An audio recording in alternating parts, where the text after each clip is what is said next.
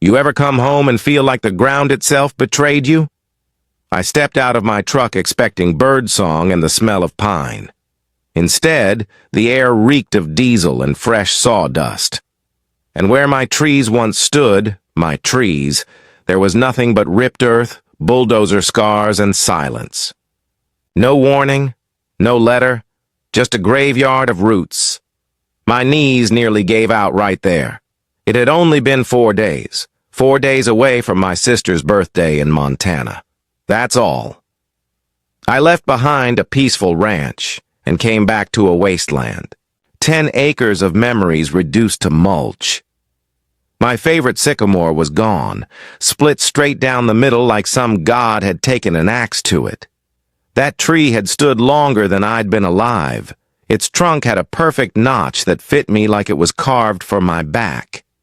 I used to sit there after chores with Dakota and Spirit grazing nearby, the wind whispering stories only the old trees knew.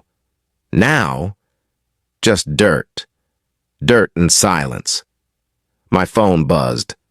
Tom. Hey, Mason, I tried. I swear I tried to stop 'em.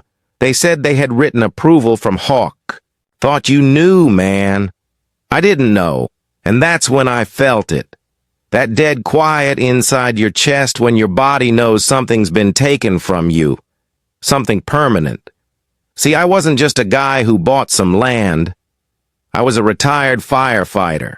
20-some years running into burning buildings for strangers who'd never remember my name. I wasn't looking for applause. I was looking for peace. That ranch outside Maplewood Ridge was supposed to be it. My reward. My sanctuary. It used to be outside the HOA. A clean slice of freedom. But some city council redrew lines, and suddenly I found myself shackled to rules I never agreed to. I met Barbara Hastings on day 2, silver Lexus, white pearls, designer dog named Muffin that looked like it had never touched grass. Welcome, she chirped, and handed me a packet thicker than my arm. No unapproved fences, no livestock over 300 lbs, no landscaping without board approval. I said, "Ma'am, this is a ranch. I've got horses." She smiled wider. "Well, then, I suggest you get familiar with Section 14B. Violation notices came fast. Too many barn lights. Hay visible from the road. Unapproved livestock. Dakota and Spirit, my rescue horses. But I wasn't built to roll over. I started showing up to meetings with deeds, maps, permits. Even hired a lawyer. And guess what? Only part of my land was technically within the HOA's lines. The rest, where my barn stood, where the trees grew tall, that wasn't theirs. I became a problem, and Barbara Hastings didn't like problems. So when Claire invited me to Montana, I almost declined. But I trusted Tom. 60-something, a retired mechanic. He loved that ranch like it was his own. Promised to keep watch. I never imagined they'd move that fast. Every tree, every single one, gone. They claimed it was for safety. Overgrowth. Code violations.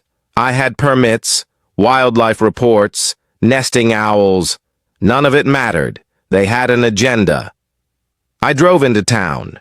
HOA HQ was quiet except for a white van parked outside. The back doors swung open, and inside were chainsaws, high-vis vests, and maps. Maps of my ranch, every tree cluster marked with red X's, and at the bottom, owner authorization, but it wasn't my name. Henry C. Ballinger. Never heard of him. That's when a guy in HOA gear appeared behind me. Tall, aviators, flat voice. "You're not supposed to be back yet," he said. I turned. "Who the hell are you?" Maintenance. Just following orders. Paperwork says clear unsafe trees. Take it up with the board. And then he drove off like it was nothing. I marched straight inside the building. Demanded to see Barbara. Not available, the receptionist said. Then came Ron, the HOA's legal rep. Sweaty, jittery, all excuses. Clerical error. The name on the paperwork, Ballinger. That's not public-facing. He said it too fast. Too practiced. That's when it hit me. They forged it, or worse, laundered it through someone I couldn't trace. I didn't go home. I went straight to City Hall, pulled records for hours, permits, zoning maps, deeds. There it was, Ballinger Estate Development. Filed a permit to turn my ranch into a community green space. Every non-native tree marked for removal. Hidden inside some obscure annexation clause buried in HOA zoning revisions. They were setting the stage, prepping to steal my land by paperwork. While I was out of town, they started their takeover, and they nearly got away with it. Back home, I walked the scarred land. My horses were skittish. The setting sun cast shadows where trees once stood tall. I called Alan, my lawyer. Then I called Mark, an old friend and a retired federal investigator. Because I knew two things. This wasn't just about trees, and they picked the wrong man to cross. The wind that night wasn't normal. It carried something bitter, like ash or betrayal. I stood on my porch, the scent of sawdust still lingering, staring at the ghost of what used to be my land.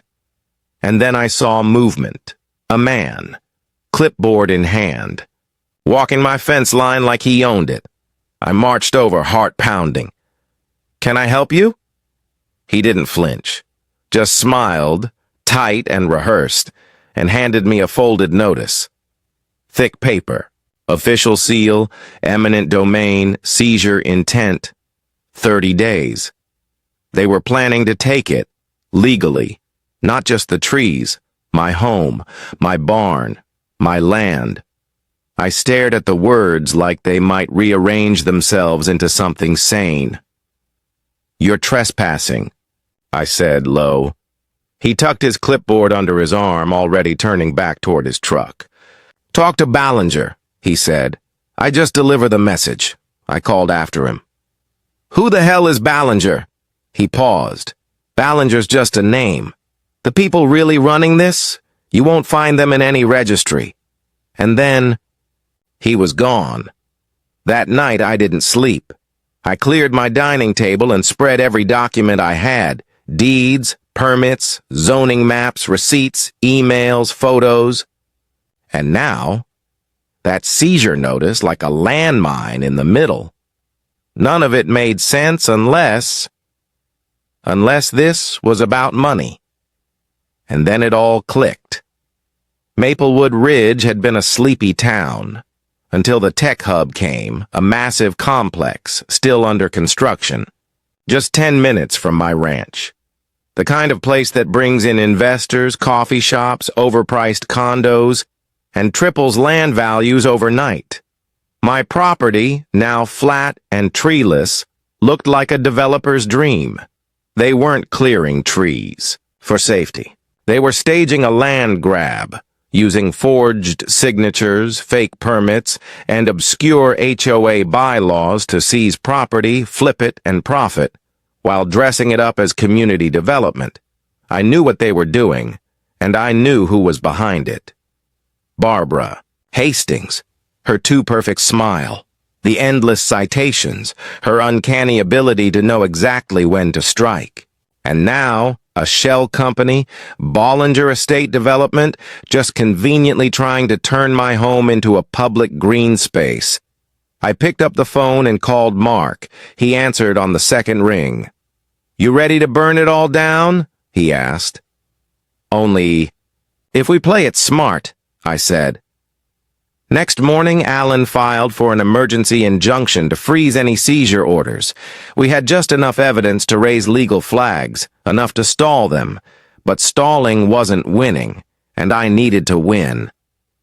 Mark started digging, first into Ballinger, wasn't a real person. Not on any birth certificate, property tax roll, or government registry. But the company, the shell company, it was real.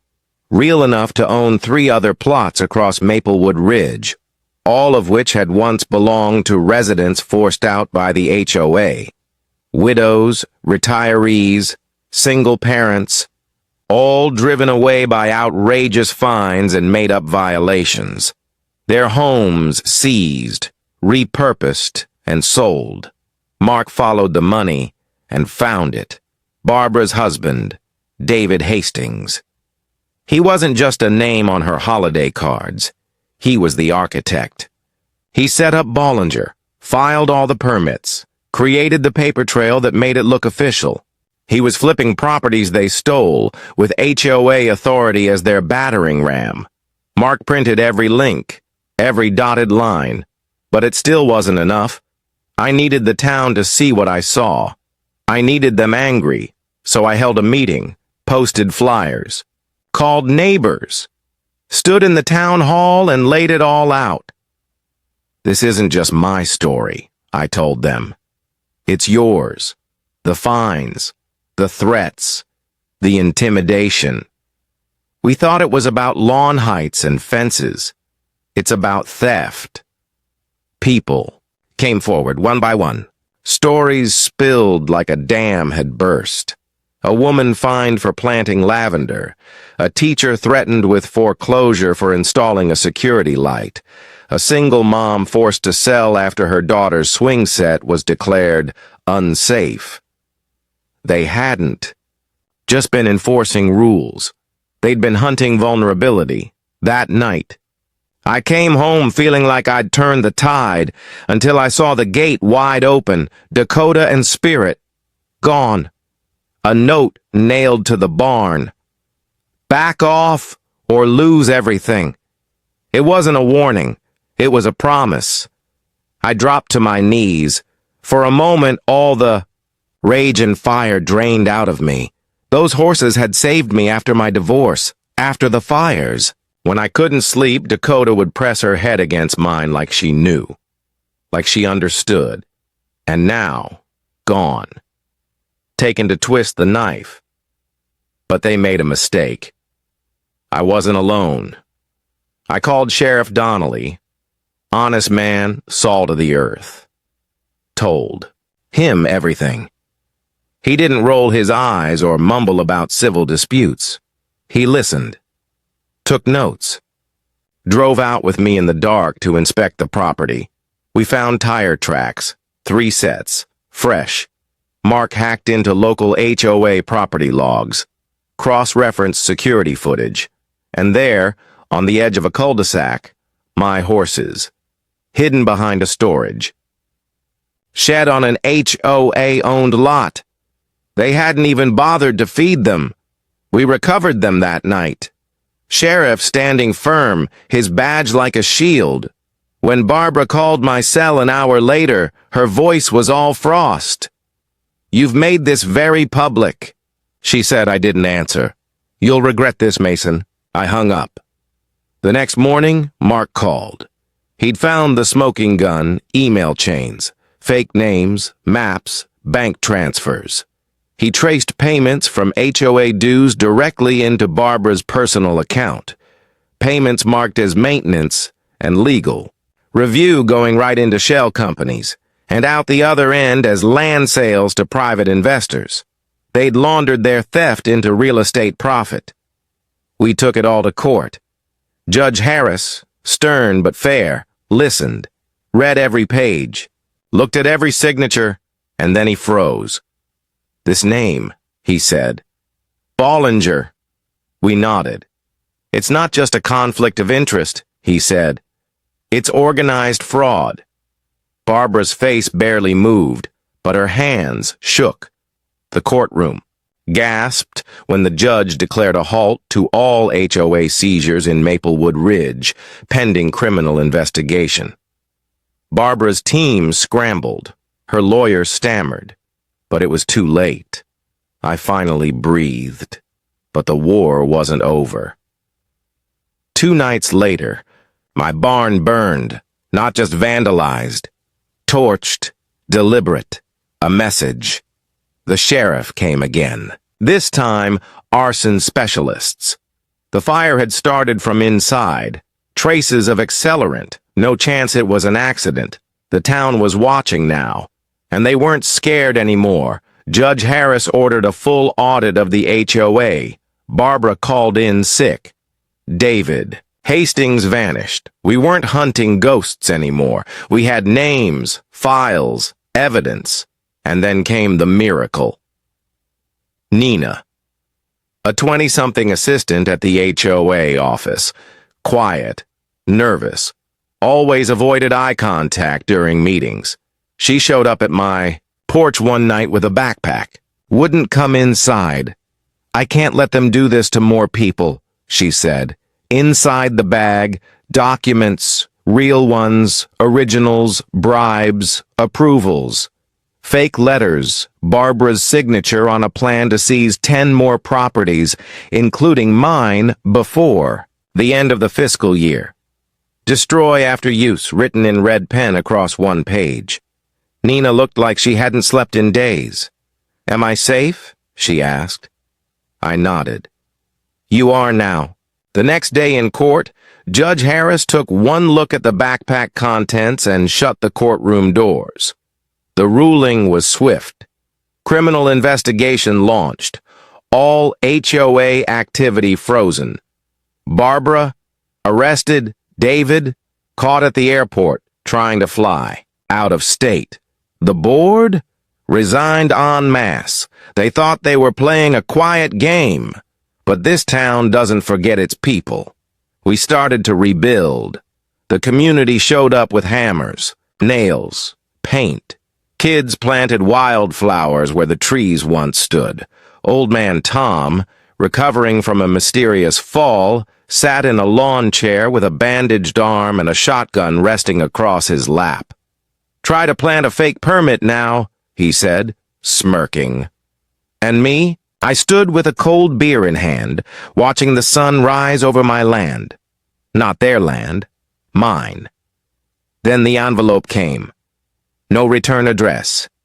Inside, a deed. A small neighboring plot. No signature. Just a note. Consider this the first of many.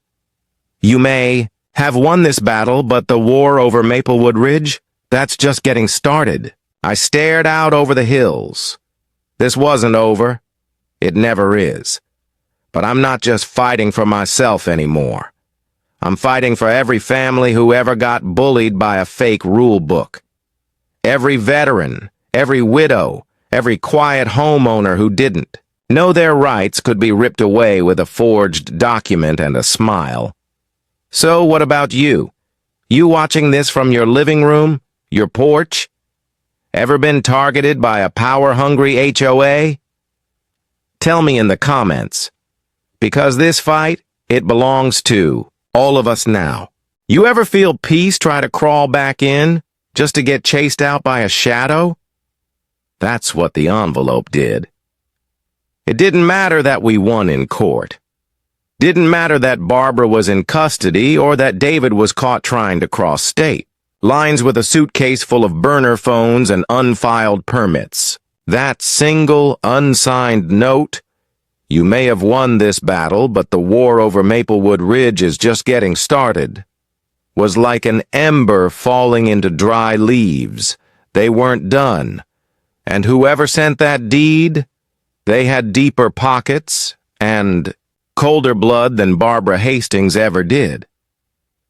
I stood at the edge of my porch, deed in hand, looking toward the hills beyond the fence line. My land sat quiet, but I could feel it, like a tremor beneath my boots. Something was moving out there, something patient, professional. This wasn't just a land dispute anymore. It was an operation. I called Mark. Deed was filed anonymously, he said. But that parcel? It was originally owned by a defunct holding company, one of Bollinger's first shadow purchases. Someone's handing me a gift, I said. Mark was quiet a second. Then, no, they're baiting you. It made sense. They'd underestimated me before. Now they were testing the waters, seeing how deep I'd swim. I wasn't about to drown. Next day, Tom pulled up in his battered old Chevy, arm in a sling. Half his ribs still bruised from the fall he took the night before he was set to testify. "Don't do anything stupid," he said, handing me a coffee. "Depends how you define stupid. I mean anything that gets you disappeared." He wasn't joking. Tom knew the game now, and so did I. I started with the new plot, walked the perimeter, took photos, soil samples. GPS coordinates, everything. It butted up against a ravine and some undeveloped HOA land. But what caught my eye was the flagged tape on the far side, bright orange, fresh, not wind-worn or sun-faded, recent. I pulled it off and followed the markers, down the ridge, past the brush line, and right into a clearing with survey stakes. Already in the ground, someone was planning construction. That same night, Mark sent over new findings. The auditor Judge Harris had assigned. She found irregularities in 12 more HOA properties, most connected to the same 3 dummy development firms. The deeper we dug, the more rotten roots we found. Barbara was just the gatekeeper. Behind her, investors, some from out of state, some with friends on the city council, others listed on environmental boards used as cover for rezoning efforts. They wanted Maplewood Ridge turned into a suburban gold mine. Paved trails, faux luxury condos, pocket parks. And they were using eminent domain, forged reports, and corrupted board votes to sweep the land clean, one by one. I wasn't just a landowner anymore. I was standing in their way. That week, I got a visit. Late, just past 11 p.m. A black SUV, tinted windows. No headlights. I'd installed motion lights after the arson, so when it hit the driveway, the place lit up like a stadium. 2 men stepped out. No uniforms, no names, just suits. One of them stayed by the car. The other walked right up to my porch. "Mr. Mason Burke?" he asked. Calm voice. "Too calm. Who's asking?" "Just a friendly representative. You've caught a lot of attention."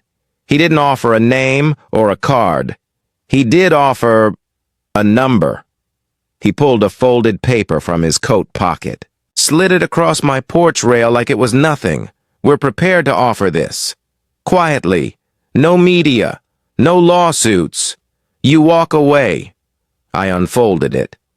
I'll admit, the number made my chest clench. A sum that could buy me 3 ranches in another state. Enough to disappear comfortably, but the paper stank of rot. "You think I can be bought?" I asked.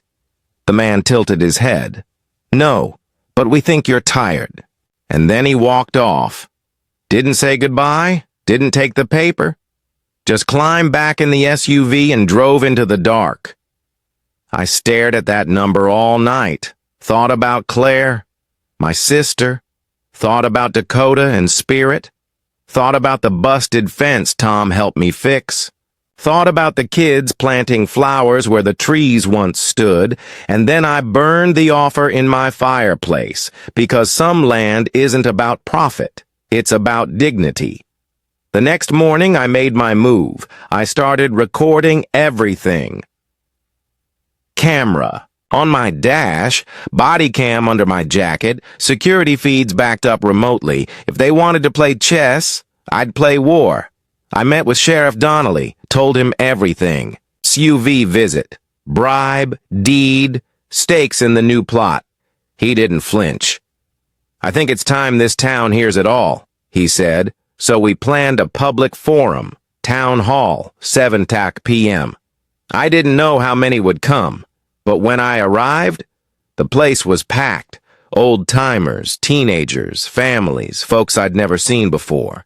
Even Ellie, mid-80s, the woman who found the original zoning map that saved me in court, was front and center with her walker and her war veteran pin. I took the mic. told them what we found, showed the documents, the shell companies, the deeds, the bribe, told them about the SUV, the envelope, the threat. The room didn't go quiet. It roared, voices raised, fists clenched, not in anger toward me, but toward the system that had quietly been selling off their town piece by piece. Jake, a teen from the local high school, stood up and told the room he'd been helping search old HOA files. Found a list labeled Red Zone Priority Targets. 30 names, 30 families. Every one of them marked for forced compliance or displacement. My name was number 5. Tom's was 11. Jake passed the list to the sheriff. The room fell into stunned silence until Ellie spoke again. "No one gets stolen from in silence again," she said. "We voted right then and there to form a citizen committee. Independent. Transparent. Within 24 hours, we had 70 volunteers. Within 48, we had a map on the wall of the fire station with red pins marking every suspicious land action since 2018, every forged permit, every bulldozed acre. This wasn't just a recovery. It was a rebellion. The media caught on next. Local stations showed, up with cameras, then state outlets, then national. Midwest town fights back against HOA corruption hit the morning headlines. I was flooded with emails from Arkansas, New Mexico, Colorado, folks who'd been through the same, who lost homes, gardens, even dogs to HOA power abuse. People were listening now, which meant the game was about to get dirtier. 3 nights later, I found my mailbox smashed to pieces. Inside, a photo of my barn, the night it burned, scrawled on the back. "Plant too many seeds and you'll choke on the roots." I handed it to the sheriff. We installed more cameras. The town pulled closer, tighter. We formed patrols, watched each other's backs. This wasn't just about land anymore. It was about community. We'd spent years letting the rules divide us. Hedges too tall, paint too bright, yards too wild. But now we were planting signs in the dirt that said, "This land is not for sale." You ever notice how, right before a storm, the world holds its breath? That was Maplewood Ridge. Quiet, still, waiting. But you could feel the pressure building, like thunder pacing in the distance, just out of sight. After the town hall, we weren't just neighbors anymore. We were a front line. The citizen committee met every night. Folding chairs, printouts, old zoning maps splayed across church tables. Jake brought in a laptop loaded with every HOA file he'd scanned. Nina, still terrified but resolute, was helping us map out timelines of every suspicious transaction, every fine that felt off. We didn't call it a resistance, but that's what it was. Then came the letter, not certified, just folded neatly in my mailbox. Inside, a photo of Nina, taken from a distance, at night, in her car, parked outside her apartment. No note, no signature. Just the image. I drove straight to her place. She answered the door, pale, but already expecting me. "I found this," she said, holding up the same photo. Her hands were trembling. "They know I helped you." I looked her dead in the eye. Then we doubled down. That night, Nina moved in with Ellie. Safer, more public. The town wouldn't let her vanish. Not now. But the scare tactics didn't stop. Someone broke into Jake's dad's garage, smashed a toolbox, and spray-painted the wall with a single word. Liar. Tom found all 4 tires slashed on his truck. I got a dead crow nailed to my front gate. They weren't subtle anymore. They were escalating. Mark ran surveillance on the SUV that had shown up at my house. Turns out it was registered to a temporary leasing agency in Chicago, paid in cash, a burner trail. But when Mark pulled traffic camera footage, he caught something gold, a brief frame where one of the men got out of the vehicle at a local gas station. No hat, no glasses. And Mark? He recognized him. Name was Peter Crawley, former private security. Once contracted by a company known for handling problem tenants during urban development buyouts. The connection was chilling. Whoever was backing this land grab wasn't just political, they were militarized. The local newspaper ran a piece.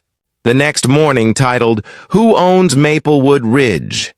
It was a question echoing through every coffee shop, hardware store, and church pew. We didn't have all the answers yet, but we were getting close.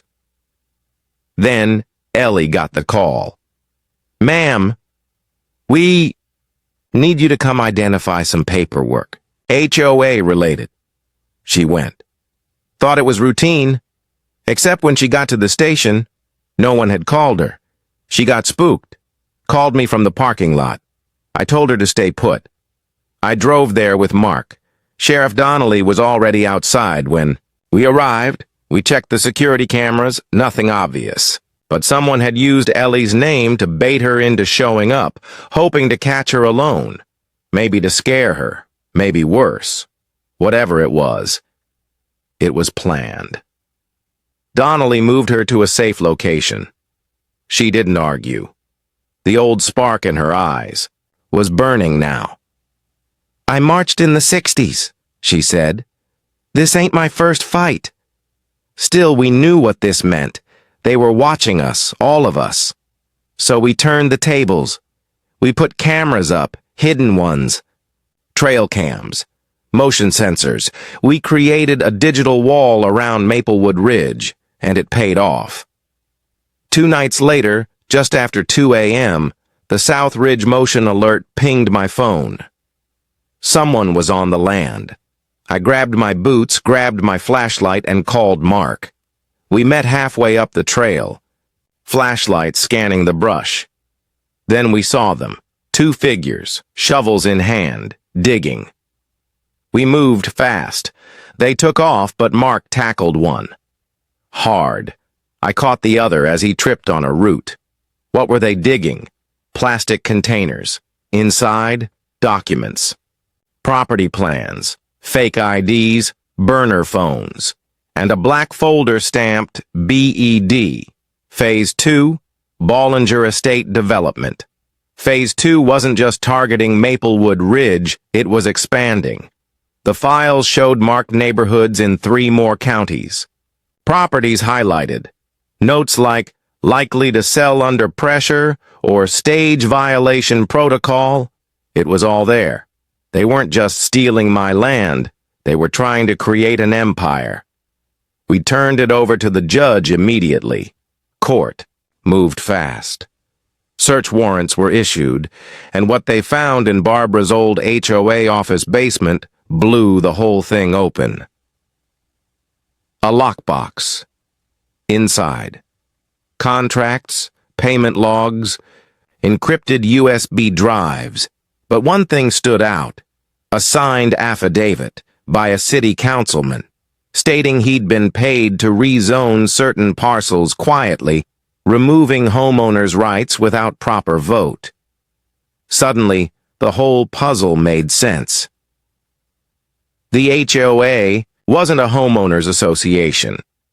It was a front, a weapon, a disguise. Barbara's arrest was just the first domino. Now, officials were being named, developers, lawyers, title agents, and with every new name added to the list, their house of cards got shakier. Then came the bombshell. Jake, digging through HOA emails, found a thread dated 2 weeks before my trees were cut. An email from BollingerOfficeMailbox.net to HOA legal.subject line. Make an example of Burke. They admitted it. The trees. the violations, the forged paperwork.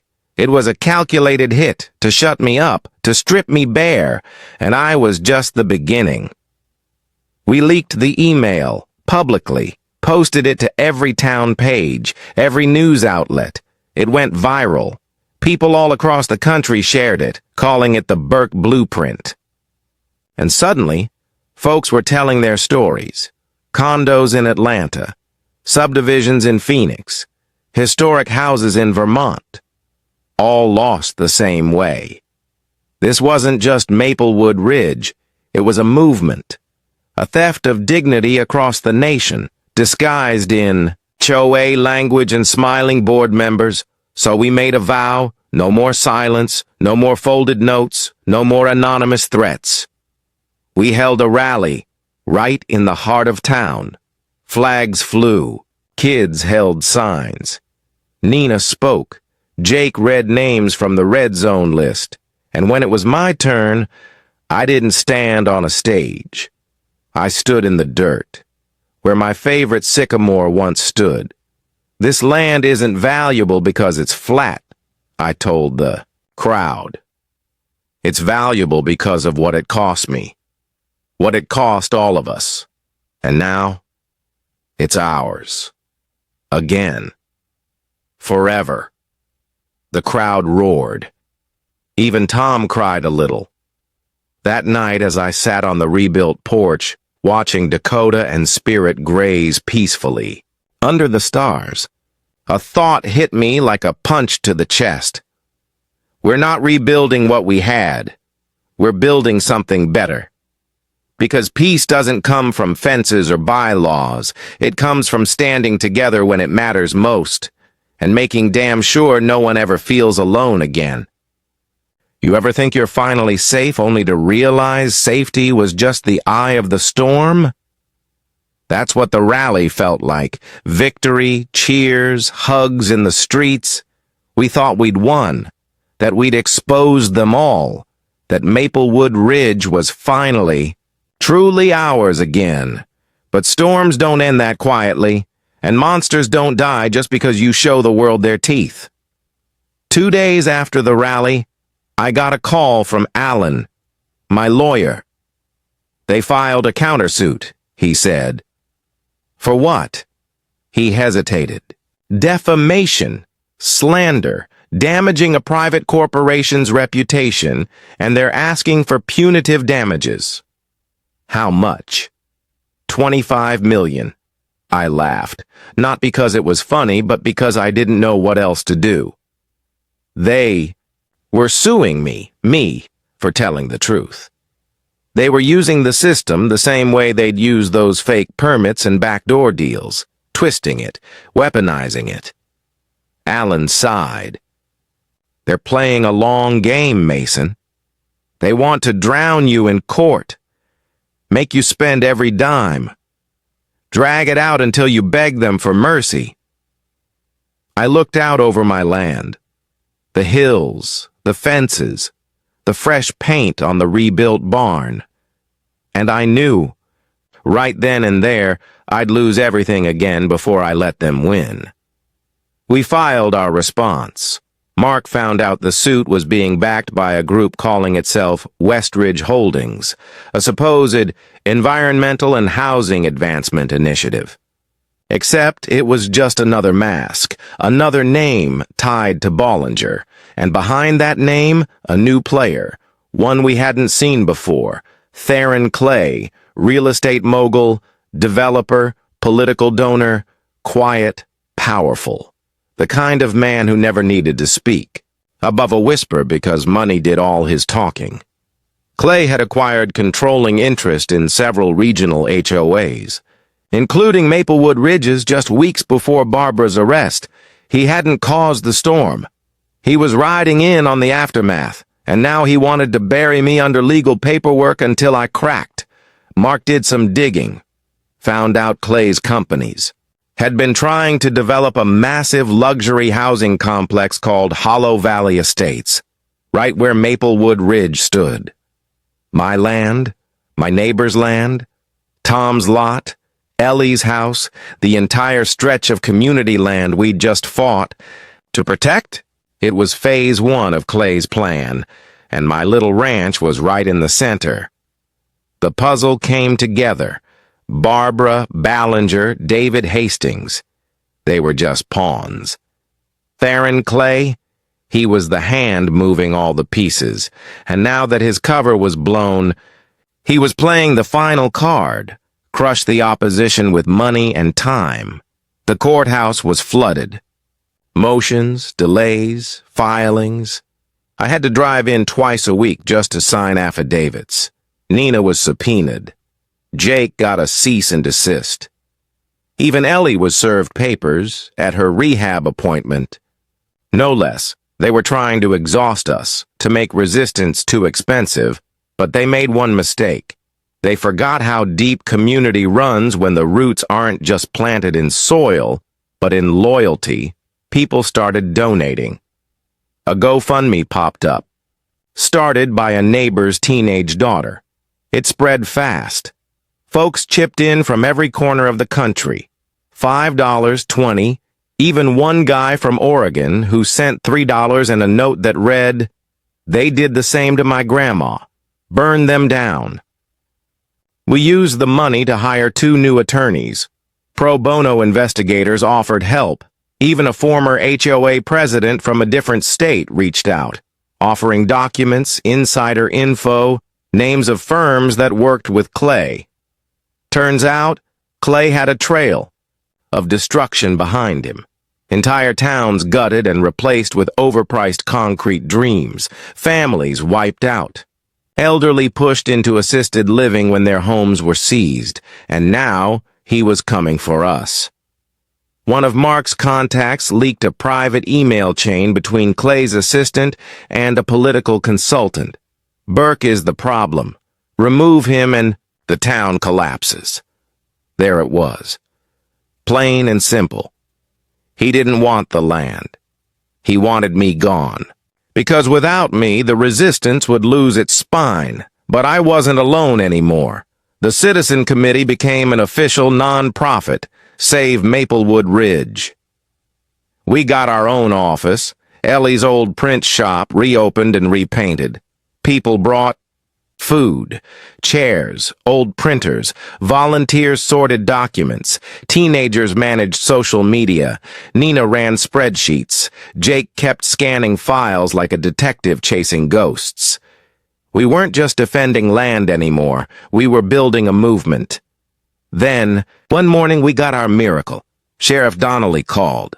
"Thought you'd want to be here for this?" He didn't say more. When I arrived at the station, he handed me a flash drive, anonymous drop-off, left on the back seat of my cruiser last night.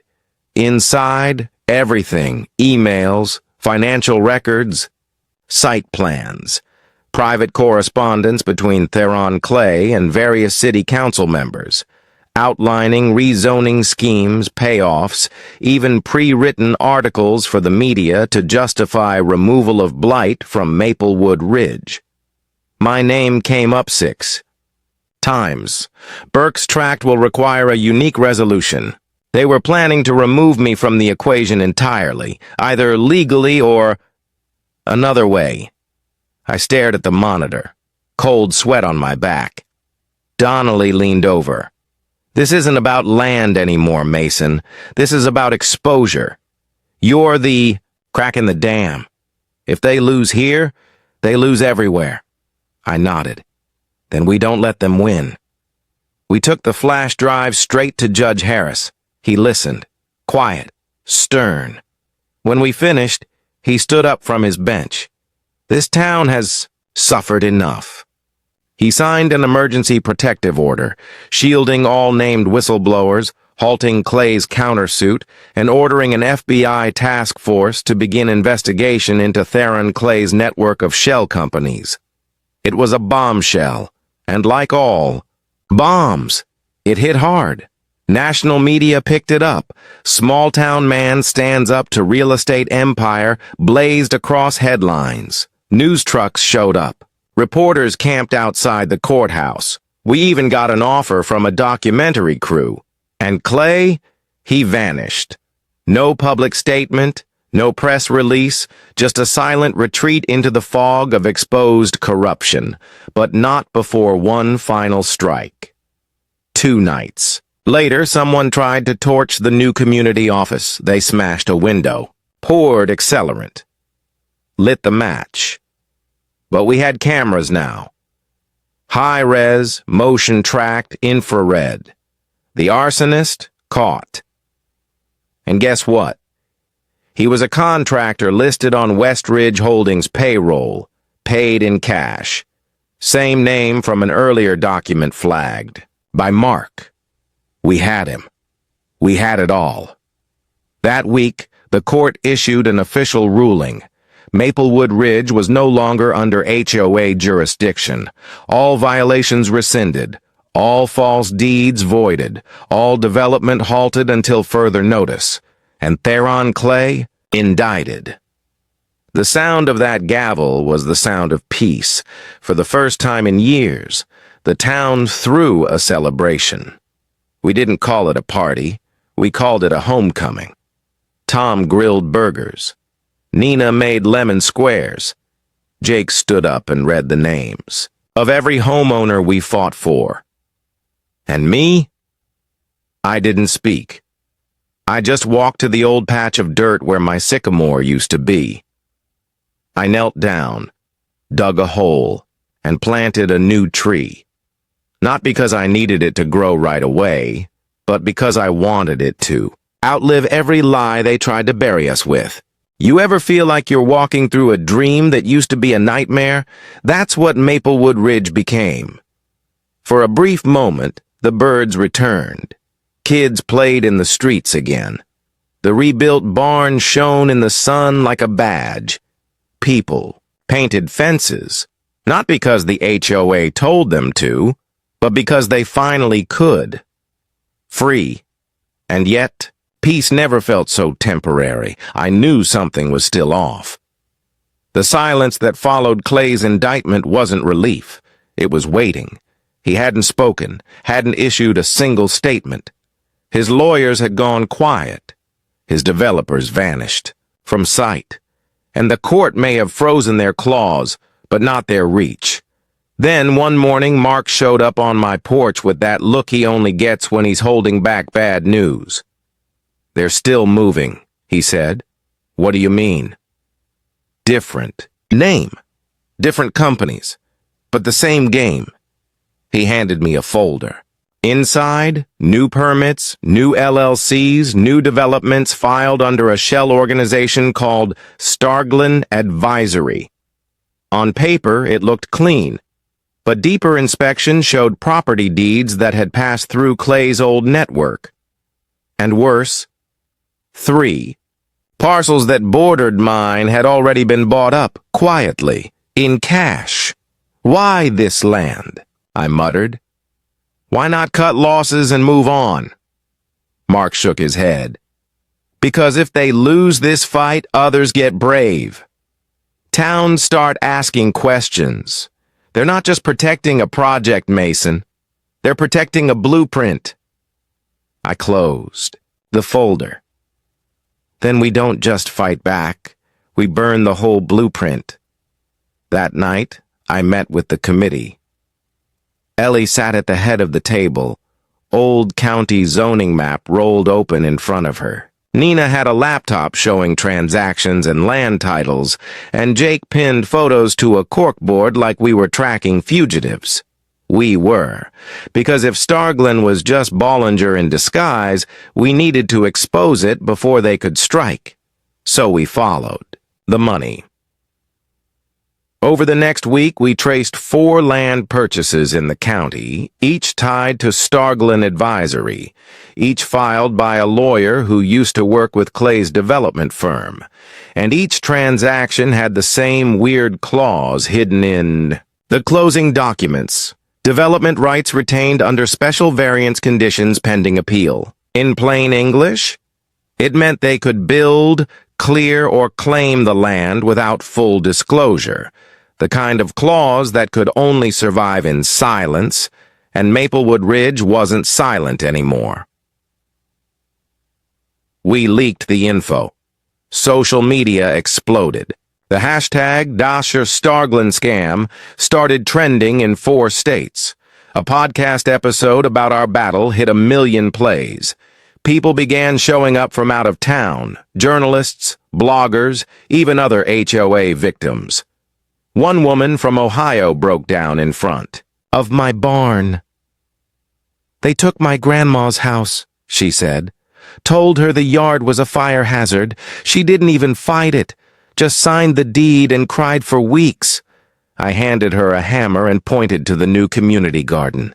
"Help us build something better." But just as the movement peaked, we were hit again. This time, not through the courts or fake companies, through public opinion. Late one night, a leak surfaced. Doctor documents supposedly showing that I'd sold sensitive info to developers early in the fight, that I'd profited, betrayed the town. It was all fake. But it didn't matter. The internet doesn't care about truth. Within 24 hours, I was trending. For the wrong reasons. Emails poured in. Half support, half venom. "You're just like them. You played us. You're the inside man." Nina cried when she saw the headlines. Jake punched a wall. Tom told me, "You gotta get ahead of this." But I didn't want to speak. I didn't want to defend a lie someone else created. That night, I sat in the field. Dakota and Spirit rested near the fence, moonlight bouncing off their coats. I looked out at the stumps where the old trees had stood, then back at the new saplings growing, fragile but proud. That's when I knew. You don't plant trees if you're planning to run. You plant them because you believe something bigger than you is worth the wait. The next morning, I spoke. At the courthouse, with cameras watching. I don't care what's trending. I care about truth. I care about this town. And I care about every inch of land they tried to take from us. If that makes me a target, so be it. But I will not apologize for defending my home. The town rallied again. People wore shirts that said, "I stand with Burke." Teens graffitied old HOA signs with spray paint that read, "Trees, Greed." Ellie brought coffee to every reporter. Even the mayor showed up quietly and shook my hand. "You made this town loud again," he said. Then, the break. Mark found the source of the leak, a hired media agency based out of Austin. Contracted by, you guessed it, Starglen.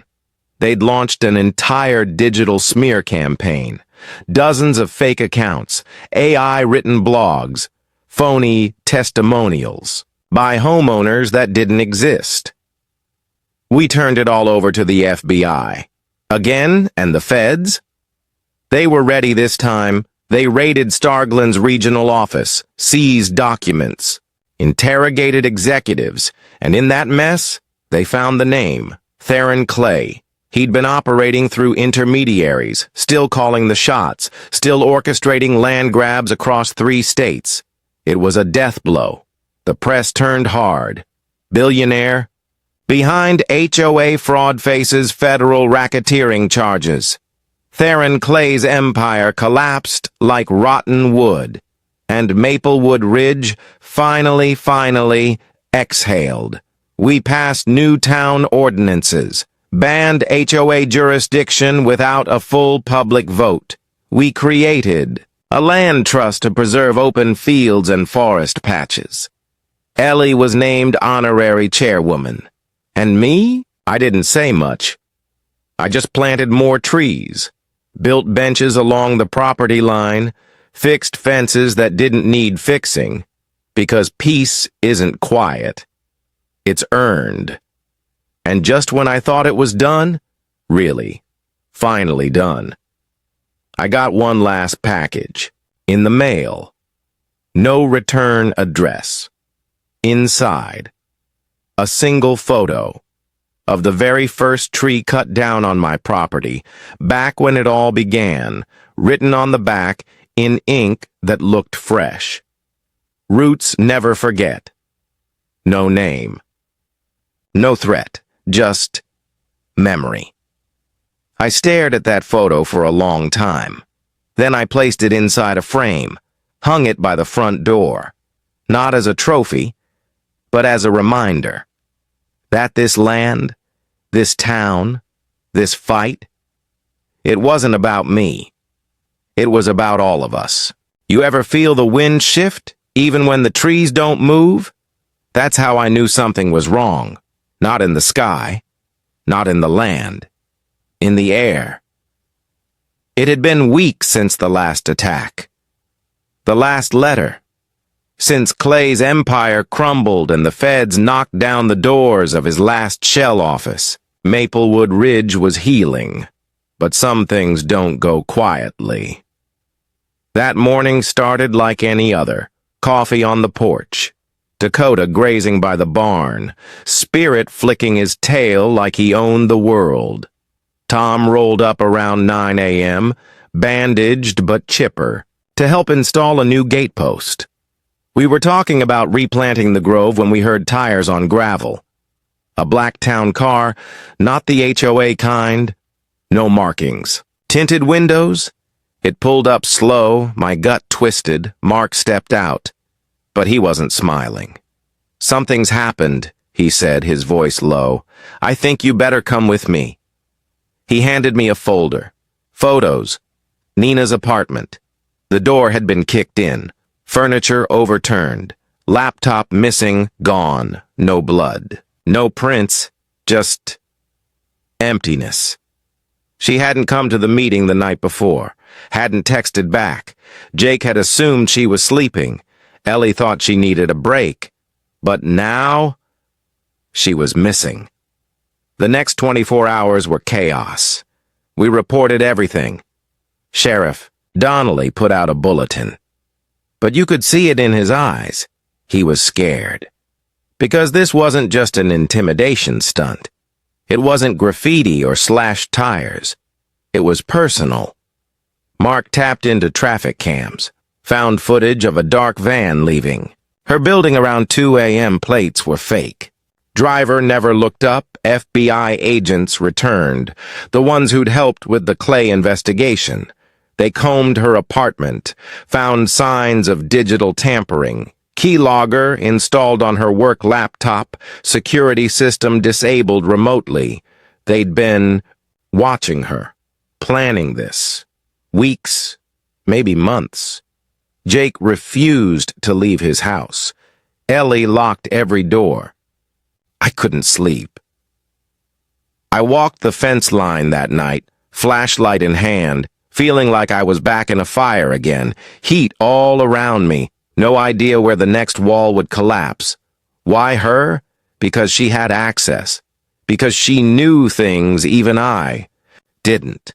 Because she stood up when it mattered, and that made her dangerous. Then, 4 nights later, just as we were bracing for the worst, Mark got a call from an unknown number. The voice was distorted, but the message was clear. Stop digging.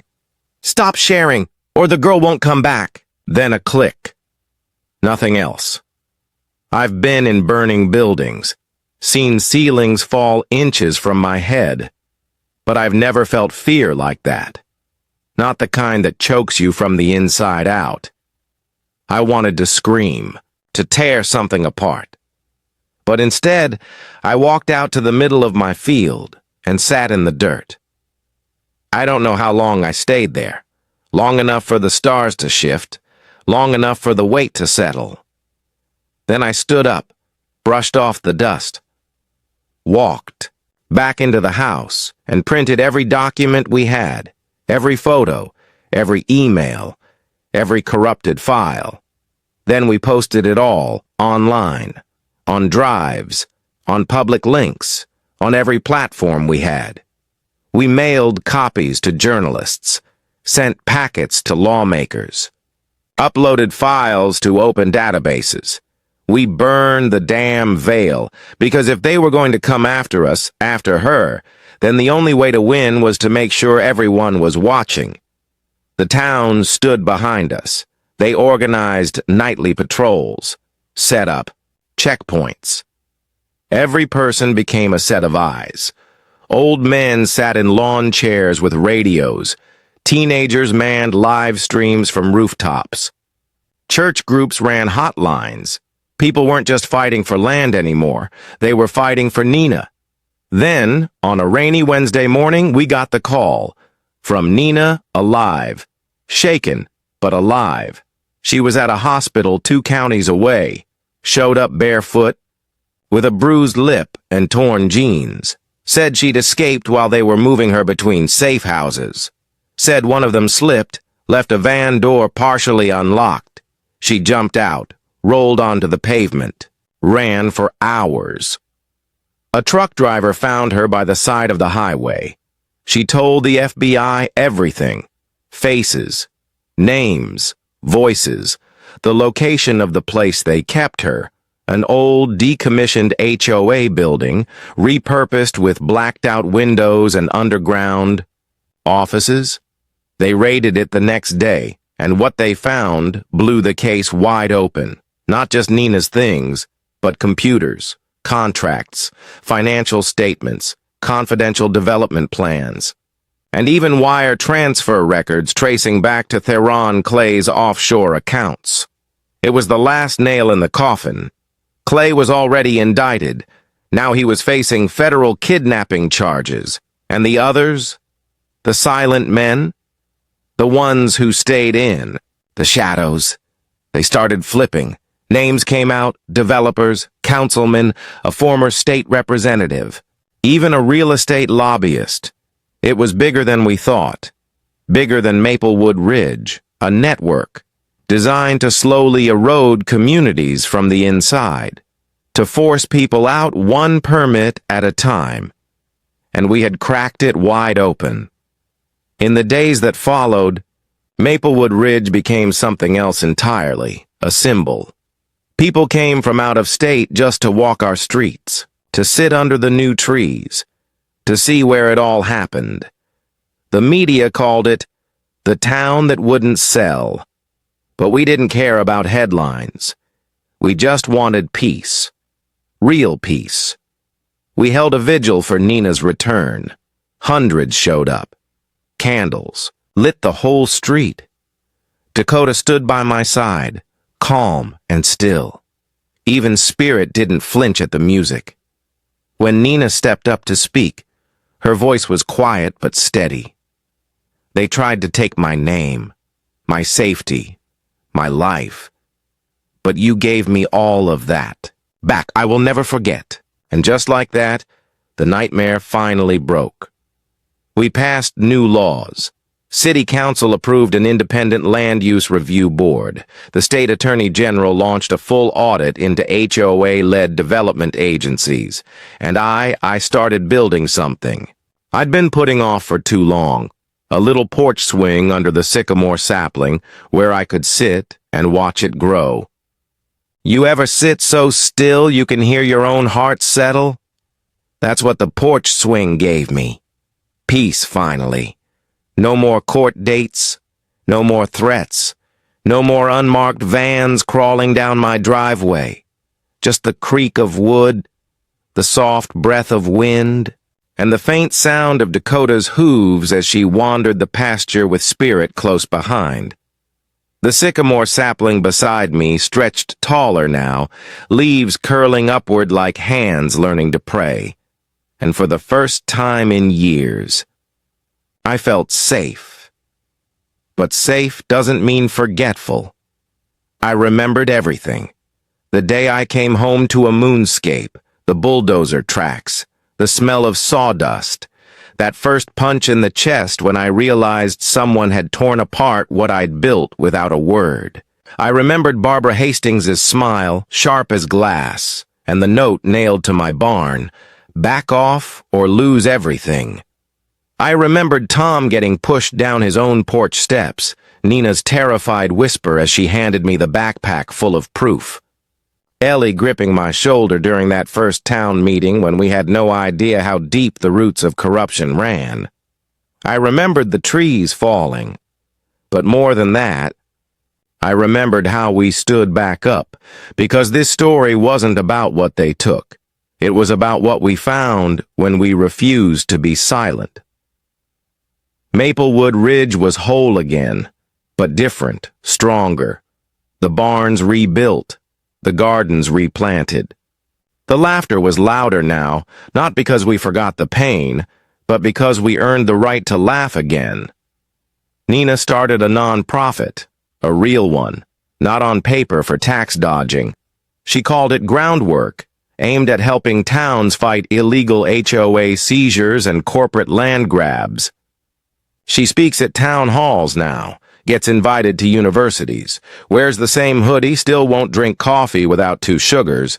Jake got into college, wants to study law, says he's going to specialize in property rights so no one else's. Grandma gets bulldozed. Ellie? She's back at her press. Not for newspapers, for flyers, community updates, zoning alerts. Says she doesn't trust emails anymore. I don't blame her. Tom's truck finally died. So the town chipped in and bought him a new one. Red. Beat up, but proud. Just like him. And me? I still wake up early, still check the fence line, still walk the perimeter before the sun fully crests the hills. Not out of fear anymore, out of habit, out of respect. Because this land's not just mine. It's part of all of us now. Every tree we replant, every broken post we mend, every sunrise we stand through together. It all says the same thing. We are still here. But just when I started to believe that maybe, just maybe, the storm had passed for good. I got another envelope, plain white, no return address. Inside was a single sheet of paper, a printed image, a zoning map of the entire county, but not like I'd seen it before. This one had shaded sections, red, green. Blue-red meant unclaimed opportunity. Green meant active acquisition. And my ranch was in blue, marked with a code, Minster Hub Row 1. At the bottom, one line in bold, reactivation scheduled, Q2, under new authority. No name, no signature, no logo, just a date, 6 months from now. I sat back in my chair, stared out over the fields. Watched the shadows stretch long across the pasture, and I understood something. The war wasn't over. It was just changing faces, because greed doesn't sleep. It just rebrands. They'll come again, with cleaner logos, slicker lawyers, new shell companies, another smiling face that says, "We're here to help." Another letter in the mail with the words, "Improvement," or "Revitalization," stamped across it. But this time, we'll be ready. Because now, we know. We've seen what they do when they think no one's watching. We've seen how far they'll go to make a profit from someone else's peace. And now, we are watching. The town of Maplewood Ridge stands guard. Every zoning change, we catch. Every permit filed, we check it twice. Every neighbor who feels afraid to speak up, we speak louder with them. Because if there's one thing this fight taught us, it's this. Dignity doesn't come from winning court cases. It comes from standing your ground when everything else tells you to move. It comes from saying, "Not here. Not this time." It comes from planting new trees where the old ones were torn down, from rebuilding barns out of ash and hope, from a community that won't be bought, because its roots run deeper than any development plan could ever reach. And when the next fight comes, we'll be right here, with stronger fences, wiser eyes, and one hell of a story to remind us who we are. So if you're out there right now, sitting alone, staring at a violation notice, wondering if you're crazy, wondering if you're the only one. You're not. We see you. We believe you. And we're proof that you can fight back. This land, This fight, it's not just mine anymore. It's yours. So where are you watching from? Drop your story in the comments. Let's make some noise. Because if they're going to keep coming, then so are we.